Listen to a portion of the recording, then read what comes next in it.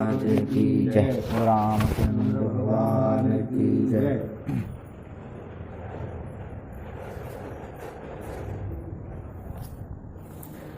हनुमान जी को प्रणाम करते हुए तुलसीदास जी कह रहे थे कि मैं अब पवन के पुत्र श्री हनुमान जी को प्रणाम करता हूँ, जो खल रूपी वन के लिए, खल दुष्ट रूपी जंगल के लिए जो अग्नि के समान है। जिस प्रकार की अग्नि जंगल को नष्ट कर देती है, जिस प्रकार की जंगल को नष्ट करने वाली अग्नि दावानल होती है, उसी प्रकार हनुमान जी भी दुष्टों को नष्ट करने के लिए अग्नि के समान हैं। जासु हृदय आगार बसई राम सर चावधर। और मैं ऐसे हनुमान जी को प्रणाम करता हूँ जिनके हृदय रूपी घर में श्री रामचंद्र भगवान धनुष और बाण लेकर के विराजमान हैं। रामा प्रभु पवन कुमार खल बनु पावक ज्ञान घनु। राम जासु हृदय आगार बसहि राम सर चाप धरु। कपिपति रीछ निशाचर राजा अंगदादि जे कीस समाजा। बंधहु सबके चरण सुहाए अधम शरीर राम जिन्हु पाए। कपिपति, कपियों के स्वामी यानी बानरों के जो स्वामी हैं अर्थात सुग्रीव जी। रीछ, रीछों के जो स्वामी हैं, राजा हैं अर्थात जामवंत जी। और निशाचर राजा, निशाचरों के, राक्षसों के जो राजा हैं अर्थात विभीषण जी, अंगद जी और सभी बानरों के समाज को मैं प्रणाम करता हूँ। मैं सभी के चरणों की वंदना करता हूँ, क्योंकि इनके शरीर अधम होते हुए, नीच होते हुए, नीचे होते हुए, जानवरों के होते हुए भी, जानवरों या राक्षसों के होते हुए ही, जैसे कि रीछ और निशाचर यानी के राक्षस यानी विभीषण, और कपियों के पति यानी के सुग्रीव यानी वानर यानी के पशु, यानी पशु और राक्षस होते हुए भी जिन्होंने राम को प्राप्त किया है। बंधहूं सबके चरण सुहाए, उनके स्वामी चरणों की वंदना करता हूं, क्योंकि अधम शरीर, शरीर तो इनका अधम था, नीचा था, अधम शरीर राम जिन पाए, लेकिन इन्होंने राम को प्राप्त किया है, इसलिए मैं इनकी वंदना करता हूं। मुझे शरीर से मतलब नहीं, कि राम से मतलब जिन्होंने राम को प्राप्त किया है वे भले जाति से राक्षस हों, शरीर से अधम हो, मैं उन सभी, और कहते हैं अंगद आदि कीस समाजा, और अंगद जैसे सभी जो बानरों के समूह हैं, मैं सभी को प्रणाम करता हूं। रघुपत चरण उपासक जेते खग मृग सुर नर असुर समेते। बंधहु पद सरोज सब केरे जे बिनु राम, जे बिन काम राम के चेरे। तुलसीदास जी कहते हैं कि मैं उन सभी राम के उपासकों की वंदना करता हूं, वे सब जो चूक चुके हैं, जिनका मैं नाम नहीं ले पाया हूं। रघुपति चरण उपासक, जो रामचंद्र जी के उपासक हैं, उनमें भले वे खग यानी पक्षी हों, मृग यानी पशु हों, सुर देवता हों, नर मनुष्य हों, असुर समेते और भी जो रह गए हों वे सब। बंधहु पद सरोज सब के रे, मैं सभी के चरणों की वंदना करता हूं। जे बिन काम राम के चेरे, जो बिना ही किसी कारण के, बिना ही किसी स्वार्थ के राम के सेवक हैं। जे बिन काम राम के चेरे। तुलसीदास जी किन्हें प्रणाम कर रहे हैं? जो राम से प्रेम करते हैं बिना किसी कारण के। आज भौतिक दुनिया के हिसाब से देखें तो जो बात थोड़ी विपरीत लगे कि प्रेम को मतलब ही जो ही है। यदि कोई मित्र दूसरे मित्र से पूछे कि भाई तुम हमें प्रेम करा, तो बोले हाँ, तो यदि हमारी लड़ाई हो रही हुई है काऊ से, तो हमारी सहयोग करो कि नहीं करो, हमारी तरफ से लड़ाओ कि नहीं लड़ाओ। और वो कह दे कि नहीं, यदि तुम्हारी गलती हुई है तुम लड़े नहीं, बल्कि तुम्हें दंड और दे हैं, तो व्यक्तिगत वाद से अपनी कोई मित्रता नहीं। मतलब मित्रता में स्वार्थ। यहाँ भी जो कह रहे हैं कि यदि ईश्वर से तुम कुछ मांग रहे, मंदिर आ रहे हो, रोज तुम्हारी इच्छा है कि हमारी जो पूरी होनी चाहिए वो पूरी होनी चाहिए, तो फिर स्वार्थ है तुम्हारा। तो वे कह रहे हैं तो बिना काम के तुम राम के चेहरे नहीं हो। वे कह रहे हैं जे बिन काम राम के चेहरे, जो बिना कारण के ही राम के सेवक हैं, मैं उन सभी को प्रणाम करता हूं। वे लोगों के लाने प्रणाम नहीं कर रहे जो राम से रोज मांगने के लाने आ रहे हैं।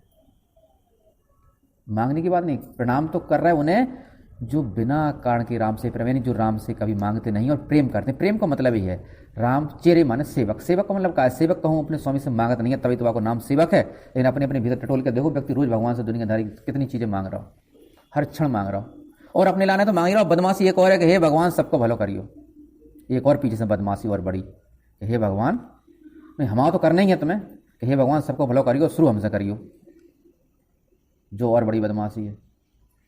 और अच्छा जा में बदमाशी ये है कि जो चाह रहा है कि भगवान सबको भलो करियो, जो तुम लोग समझ लो हम कितने भले व्यक्ति हैं कि हम दूसरों को भलो चाह रहे हैं, और मन में तो जो है कि शुरू हमसे करने और दूसरों को करो चाहे न करो, मुझे कोई मतलब नहीं है। लेकिन ये सब व्यक्ति भगवान से प्रेम कर नहीं रहे, केवल दिखा रहे। यदि कोई पुत्र पिता से मांगे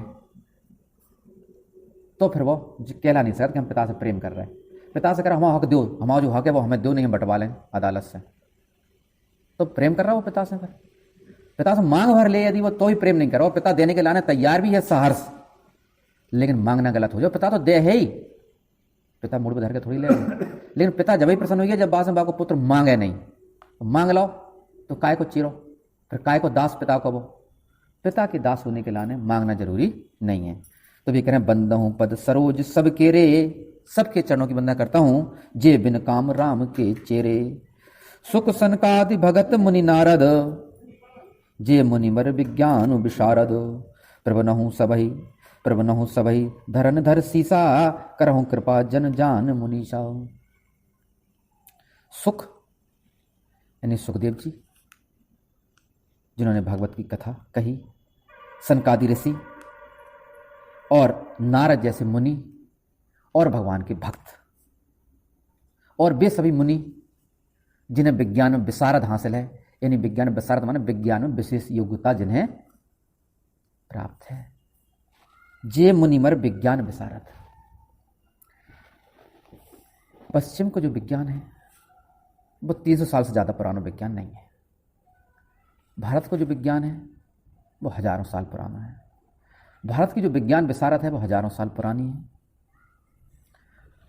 अब बात यहां कही जाए कि भारत में जो वैज्ञानिक भय हैं, महर्षि कणाद, नागार्जुन जैसे, कणाद जैसे भौतिक शास्त्री, नागार्जुन जैसे रसायन शास्त्री, और ये सारे ऋषि हैं, आर्यभट्ट जैसे, ये सारे ऋषि हैं।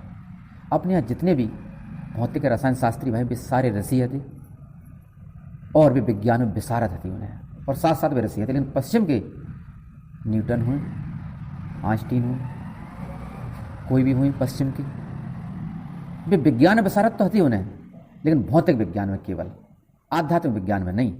लेकिन भारत के जो ऋषि थे उन्हें आध्यात्मिक विज्ञान में विशारद थी, और भौतिक विज्ञान में तो हती ही, वो अलग बात है।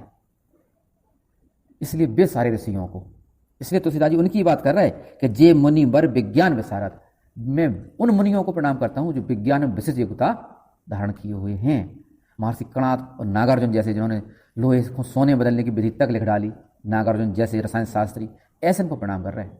जिन्होंने परमाणु की धारणा सबसे पहले दी, ऐसे महर्षि कणाद की प्रणाम कर रहे हैं। हाँ, जिन्हें विज्ञान में विशारद यानी विशेष योग्यता प्राप्त है, मैं उन सभी मुनियों को प्रणाम करता हूँ। और प्रवनहु सबई धरन धर सीसा, ऐसी प्रणाम नहीं कि साले आजकल जीजा के जो पैर पड़ा था तो घूंटे से ऊपर ही पढ़ लिए कि ठीक है तुम आ गए सामने सो पढ़ लिए, तो नहीं, इच्छा तो बिल्कुल नहीं होती। वे कैसे, तुलसीदास जी कैसे पाँव पड़ रहे हैं सियन के? प्रवनहु सबई धरन धर सीसा, पृथ्वी पर अपने सिर को धर के मैं सभी को प्रणाम करता हूं। प्रवनहु सबई धरनी, पृथ्वी पर धरनी, धर सीसा, और करहु कृपा जन जान मुनीसा, और करहु कृपा, मुझ पर कृपा करिए, क्या जन, मुझे अपना भक्त जान करके, करहु कृपा जन जान मुनीसा, हे मुनियों के ईश्वर तुम मुझे अपना दास जान करके मेरे ऊपर कृपा कीजिए। देख रहे कोई यदि सफलता जब मिलत है व्यक्ति को, तुलसीदास जी जैसी, तो कितनी विनम्रता की बात मिलत, इतनी विनम्रता, विनम्रता सुन सुन के भी बोर हो गए हुए तुम लोग, लग रही हुई है जो पहली बार रावण सुन रहे हैं, बच्चन जैसे जी लोग, तो बिना जो लग रही हुई इतनी हमने भी जब पहली बार पढ़ी रामायण है तो हमें भी लगा बड़ा आश्चर्य, बस सन 1910 की बात है, अपनी आसपास जब पहली बार पढ़ी हमें बड़ा आश्चर्य, इतनी विनम्रता, इतनी देर तक विनम्रता, इतनी प्रणाम। अबे कहाँ है, और अबे तो चल ही रही है, अबे तो अब शुरुआत नहीं हुई है कथा, मान लो कथा शुरू होने वाली, अब प्रणाम ही चल रही सबन को। तो इतनी विनम्रता व्यक्ति के पास हुई है तो बाको ग्रंथ रामायण जैसा प्रसिद्ध हो पाए, नहीं तो बहुत मुश्किल है, इतनी विनम्रता चाहिए। जनक सुता जग जननी जानकी, अतिशय प्रिय करुणा निधान की। अब मैं श्री सीता जी को प्रणाम करता हूँ, जो जगत की माता हैं और जनक की पुत्री हैं, और करुणा निधान यानी करुणा के जो धाम हैं, करुणा के जो समूह हैं, ऐसे श्री राम की जो प्रियतमा हैं, मैं उन्हें प्रणाम करता हूँ। जनक स्वतः जनक की जो पुत्री हैं, जग जननी जो जगत की माता हैं, जानकी जिनका नाम है, अतिशय प्रिय करुणा निधान, और करुणा के जो निधान श्री राम है उनकी वह अतिशय बहुत ही प्रियतमा हैं। ताके जुगपद कमल मनाबऊं, जासु कृपा निर्मल मति पावऊं। ये कहते हैं ताके जुगपद। अब मैं उनके दोनों चरण कमलों को मनाता हूँ, दोनों चरण कमलों में प्रणाम करता हूँ, उनके सीता जी के। जाके जुगपद कमल मनाबऊं, जासु कृपा, जिसकी कृपा से निर्मल मति पावऊं, जिसकी कृपा से व्यक्ति निर्मल बुद्धि को पाते हैं। मैं उन सीता जी को प्रणाम करता हूँ जिसके चरण कमलों में सिर नवाने से व्यक्ति को निर्मल बुद्धि प्राप्त होती है। इसलिए मैं भी नवाता हूँ कि मुझे भी निर्मल बुद्धि प्राप्त हो जाए। पुनि मन बचन करम रघुनायक, चरण कमल बंदहूँ सब लायक। राजीव नयन धरे धनुषायक, भगत विपति भंजन सुखदायक। अब मैं जो श्री राम राजीव नयन है, अर्थात जिनके नेत्र राजीव यानी के कमल के समान है, जो धनुष बाण धारण किए हुए हैं, और भगत यानी अपने भक्तों की, अपने दास की विपत्ति को जो हरने वाले हैं और सभी को सुख देने वाले हैं, और जिनके जो चरण हैं वे सब लायक हैं, अर्थात सब कुछ देने वाले, जिनके चरणों की वंदना से सब संभव हो जाता है। ऐसे श्री राम के चरणों की वंदना में मन वचन और कर्म से करता हूँ। पुनि मन वचन कर्म रघु नायक, रघुकुल के जो नायक हैं उनकी मैं मन वचन, पुनि मन दोबारा करने को कारण कहा है कि अब केवल चरणों की बात हो रही है, राम की बात नहीं हो रही, केवल राम के चरणों की बात हो रही है कि पुनि, इसलिए पुनि कहने पर उन्हें कई बार कर चुके। पुनि मन वचन कर्म रघुनायक, चरण कमल बंदहूं सब लायक। सब लायक माने प्रत्येक वस्तु को दिलाने के लिए, एवरीथिंग इज पॉसिबल, सब कुछ संभव है जिनके चरणों की वंदना से। राजीव नयन, जिसके नेत्र कमल के समान है, धरे धनुषायक, जो धनुष और बाण को धारण किए हुए हैं, भगति विपत्ति भंजन, भक्तों के संकटों को जो दूर करने वाले हैं, भगति विपत्ति भंजन सुखदायक, और सभी को सुख प्रदान करने वाले हैं। गिरा अरथ जल बीच सम कहियत भिन्न न भिन्न, बंदहु सीता राम पद जिन्हि परम प्रिय खिन्न। राम और सीता की अलग अलग वंदना हो रही थी, अब दोनों की एक साथ वंदना कर रहे हैं। तो सीता जी कहते हैं कि राम और सीता इस प्रकार एक हैं जिस प्रकार की शब्द और अर्थ एक होते हैं। समुद्र का पानी और समुद्र की लहर एक होती है, उसी प्रकार सीता और राम भी एक हैं। और मैं इसलिए उनको प्रणाम करता हूँ कि जिन्हें परम प्रिय खिन्न, जिन्हें दीन और दुखी बहुत ही प्रिय हैं। अब अर्थ समझो एक शब्द को। गिरा अर्थ, गिरा माने वाणी यानी शब्द, और शब्दों के अर्थ, जिस प्रकार की शब्द और शब्दों के अर्थ एक होते हैं। गिरा अर्थ जल बीची, जल माने पानी और बीची माने लहर। जैसे पानी और पानी की लहर, शब्द और शब्द के अर्थ, पानी और पानी की लहर। गिरा अर्थ जल बीच सम कहियत भिन्न न भिन्न, कहने में दोनों अलग होते हैं। पानी पानी है और लहर लहर है, शब्द शब्द है और अर्थ अर्थ है, कहने में दोनों अलग होते हैं। ऐसे सीता और राम कहने में दोनों अलग हैं। कहियत भिन्न न भिन्न, लेकिन भिन्न है नहीं, दिखने में भिन्न है।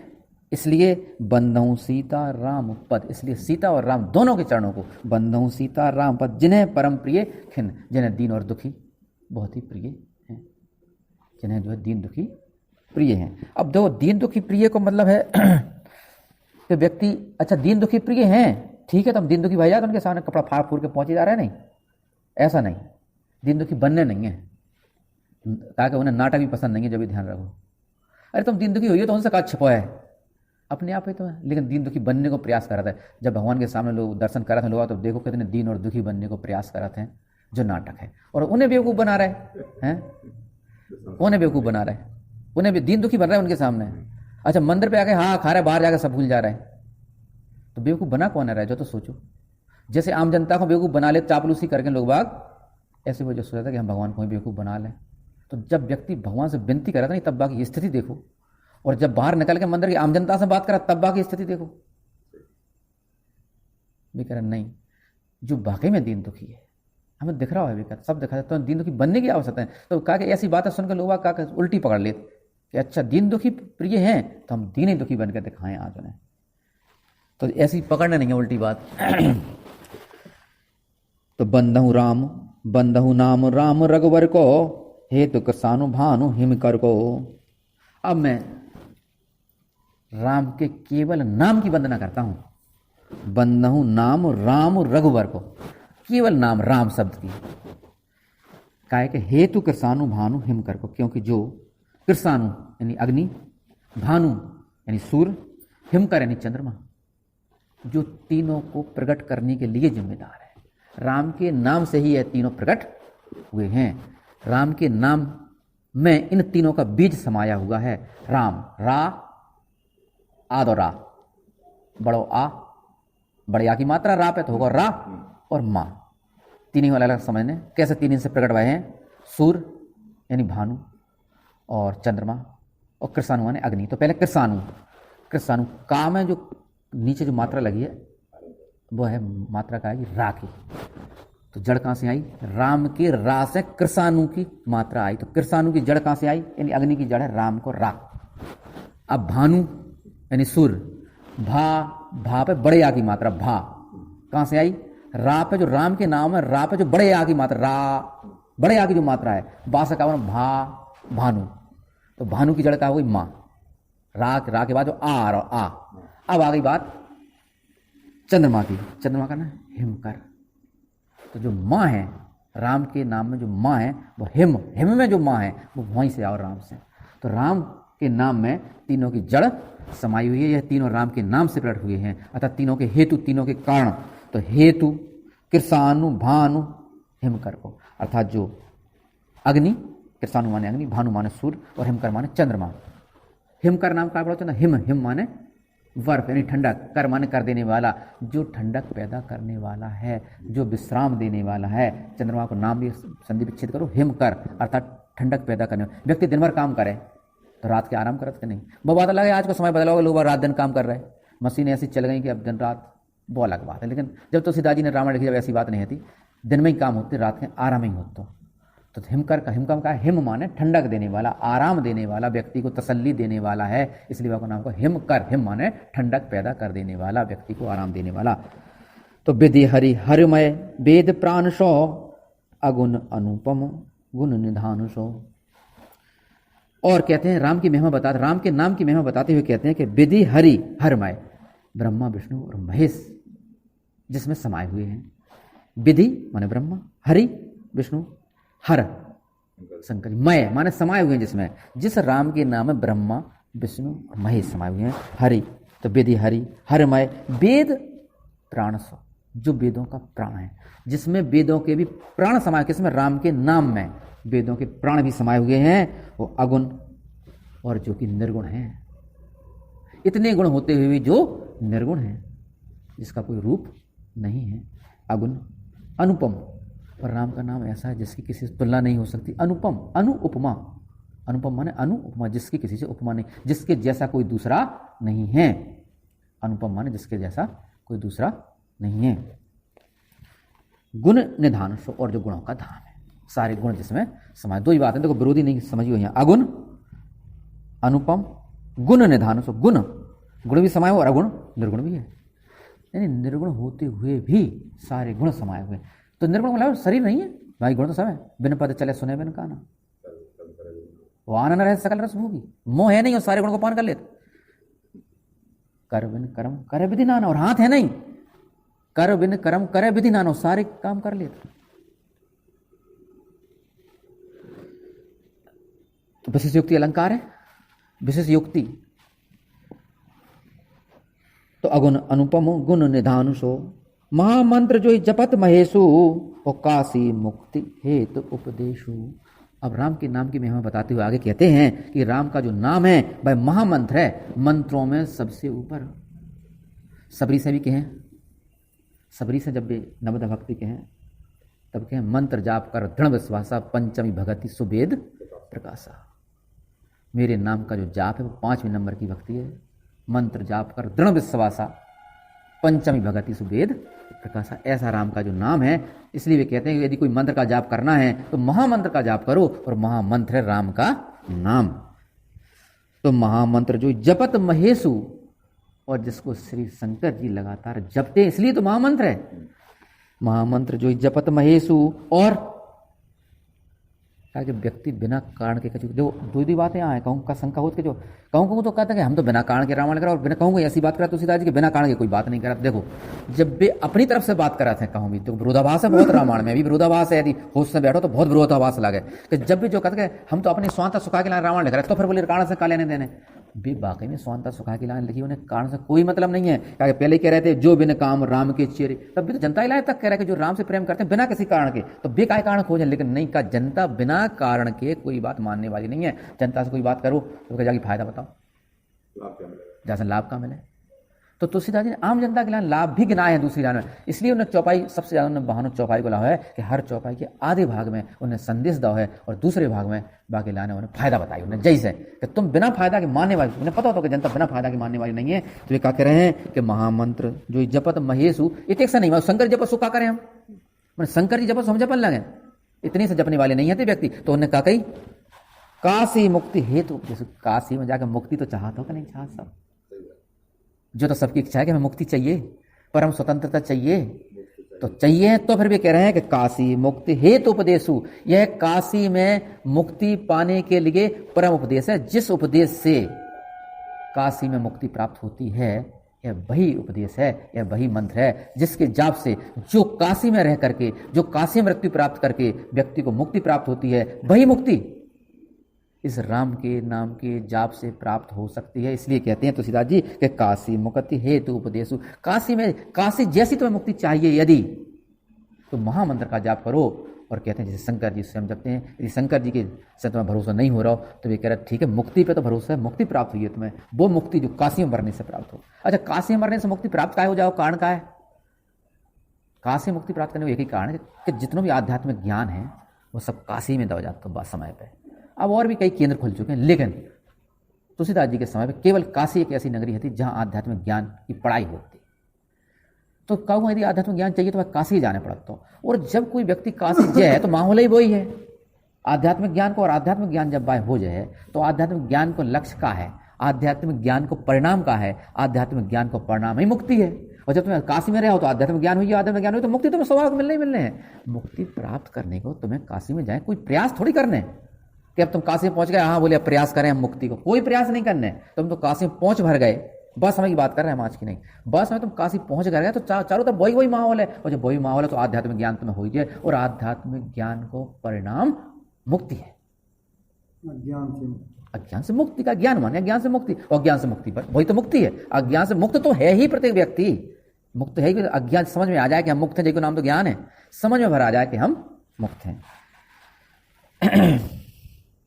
तो महामंत्र जय जपत महेशु, और काशी मुक्त हेतु उपदेशु, महिमा जासु जान गण राऊ, और प्रथम पूजियत नाम प्रभाऊ। और यह बात सबसे पहले गणेश जी ने जानी, रामचंद्र जी के प्रभाव की जो बात है कि रामचंद्र जी के नाम का जो प्रभाव है उस प्रभाव को सबसे पहले गणेश जी ने समझा है। और गणेश जी ने उनके नाम को जब जपा है तो उनके नाम के प्रभाव के कारण गणेश जी सर्वप्रथम पूजनीय हो गए। और आज भी गणेश जी सर्वप्रथम पूजनीय, सबसे पहले कभी भी काम हुए तो गणेश जी की पूजा करना पड़ा था। कैसे समझ गए वे? कहा कि राम के नाम के जाप की महिमा सबसे पहले गणेश जी की समझ में आई। इसी तुलसीदास जी कहते हैं महिमा जासु, जासु माने जिसकी महिमा, राम के नाम की महिमा जासु जान गण राहु, गणों के जो राजा अर्थात गणेश जी हैं। प्रथम पूजियत नाम प्रभाव, नाम के, राम के नाम के प्रभाव के कारण वह प्रथम पूजनीय हो गए। जान याद कपि नाम प्रतापू, भयु शुद्ध कर उल्टा जापू। और नाम के प्रभाव को वाल्मीकि जी ने भी जाना, इसलिए उनके नाम का प्रभाव ऐसा था कि वाल्मीकि ने जब उल्टा जपा तो भी उन्हें सिद्धि प्राप्त हो गई और उनकी आत्मा शुद्ध हो गई। देखो जान आदि कपि, आदि माने पहले कवि, आदि माने शुरुआती कवि, सबसे पहले कवि, धरती के पूरे विश्व के पहले कवि वाल्मीकि हैं। जब सारस पक्षी को एक शिकारी ने मार दिया, तो नहीं बाण मारो जैसी, तो वे नहा रहे थे वाल्मीकि जी से, उन्होंने भाई उठाओ क्रौंच पक्षी यानी सारस, तो मैंने गोदी में लाओ और उन्हें जैसे वहाँ बाण लगा, देखो तो क्रोध आ गया, वह बहेली यहाँ पे जो उन्हें मारो तो श्राप दई जब उन्होंने वाल्मीकि जी ने, श्राप जो दई है वो पूरे विश्व की पहली कविता यानी पहला श्लोक है, इसलिए आदि कवि माने जाते हैं वाल्मीकि, पहले कवि, धरती के पहले। जाने आदि कवि नाम, आदि कवि ने भी नाम का प्रभाव जान लिया था। जाने आदि कवि नाम प्रतापु भयु शुद्ध, जो शुद्ध हो गए थे, करे उल्टा, उल्टा जपने के बाद भी, हाँ मरा मरा कहने के बाद भी वे शुद्ध हो गए थे, इसलिए ऐसा राम के नाम का प्रताप है। सहस नाम सम सुन शिव बानी, जप जही पिए संग भवानी। सहस नाम, और शंकर जी ने एक बार ऐसा कहा पार्वती जी से कि राम का जो नाम है भाई, एक नाम 1000 नाम का फल देने वाला है, यानी और कोई देवता को तुम नाम जपो और जब एक बार जपो तो बाद में जो फल मिल है वो फल राम के नाम के एक बार जपने से, यानी वो 1000 नाम अन्य देवताओं को बराबर है राम के एक बार राम कहने से। और जब आज पार्वती जी ने जैसी शंकर जी के मुंह से सुनी, तैसे वे पार्वती जी शंकर जी के साथ राम का नाम जाप करने लगी। अब सहस नाम सम, 1000 नाम के बराबर, सहस नाम सम सुन शिव वाणी, शिव की वाणी से सुन करके। तो सीधा जी शब्दन की सेटिंग देखो बस, सहस नाम सम 1000 नाम के समान, सुन शिव वाणी, शंकर जी की वाणी से सुनी, शंकर जी के मुख से सुन करके कि इनका नाम 1000 नाम के समान है। तो जप जय पिए संग भवानी, अपने पिए यानी पति के साथ, भवानी माने पार्वती जी, तभी से उनके साथ में नाम जपने लगी। क्या दिक्कत है फिर?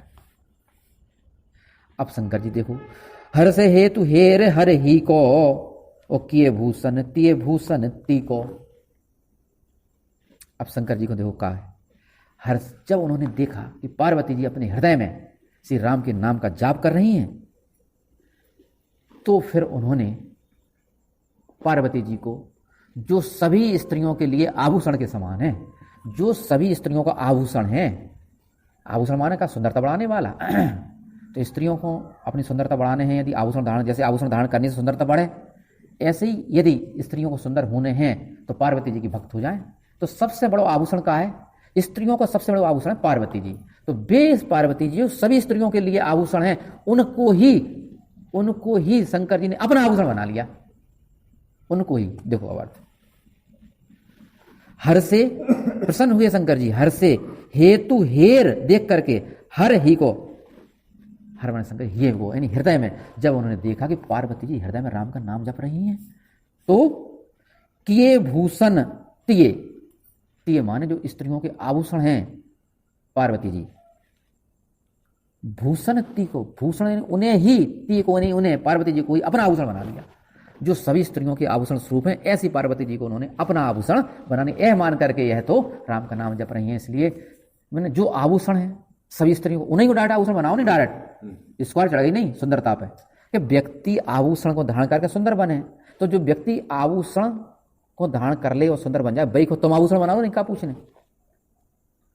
तो वही कह रहा है पार्वती। तो बात मान जो है कि ऐसी स्त्री से शादी करो ना जो उनके पास पहले से सब आभूषण हुए, जो है मतलब सीधी सी बात। तो शंकर जी ने पार्वती जी को कहा चुनो कि पार्वती जी पहले से ही सब आभूषण से युक्त हैं। कौन से आभूषण? जो सभी स्त्रियों के स्वयं आभूषण हैं, और उनको इन्हें आभूषण बना लो अपनो, यानी अर्थात उन्हें चुन लिया।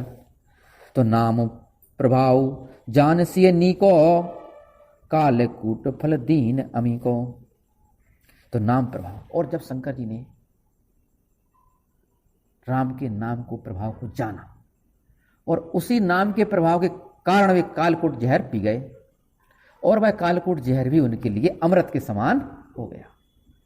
कालकूट का मतलब सबसे खतरनाक जहर कालकूट।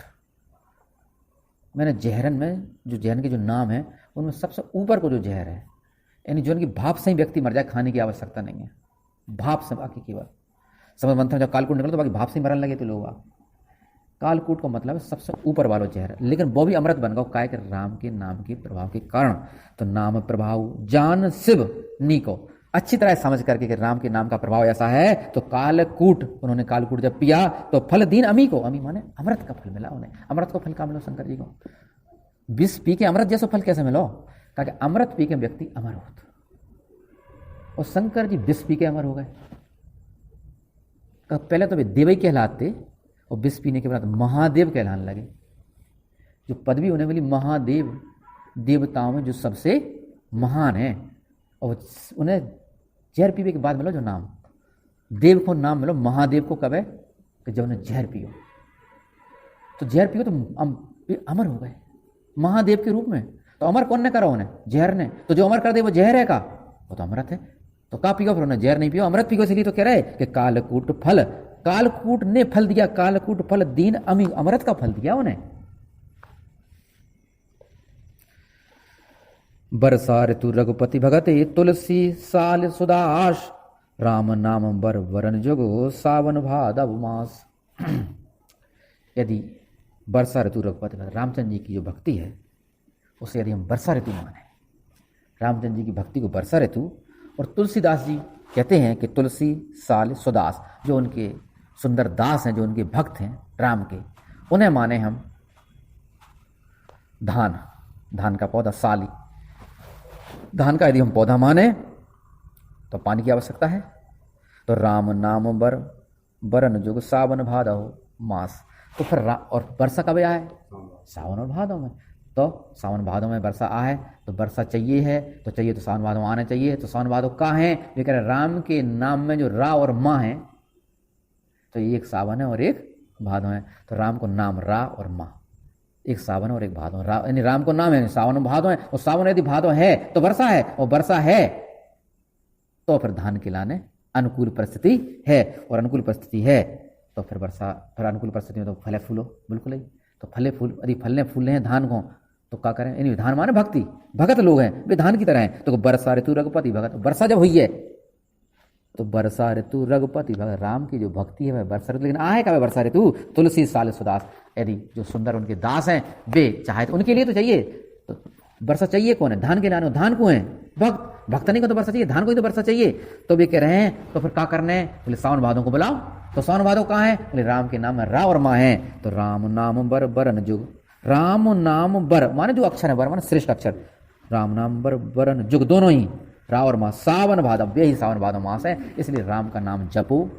तो सावन भादों की तरह वर्षा आएगी, वर्षा आएगी यानी कि राम की कृपा होगी, वर्षा है राम की कृपा।